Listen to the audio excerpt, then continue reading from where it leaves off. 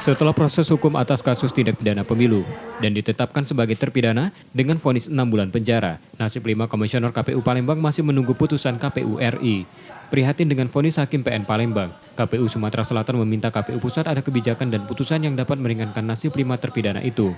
Harapan KPU Sumsel, putusan bisa disegerakan agar tidak berlarut.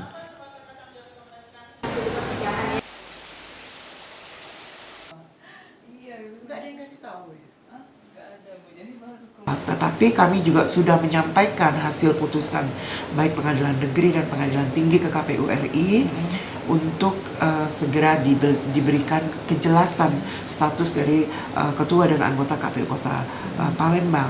Kami KPU Provinsi sebenarnya prihatin dengan kejadian yang terjadi untuk KPU Kota Palembang. KPU Sumsel telah memberikan laporan detail atas kasus 5 komisioner KPU Palembang ke KPU RI, namun hingga kini masih didalami. Reski Oktora, Rizky Nurmizan, Kompas TV, Palembang.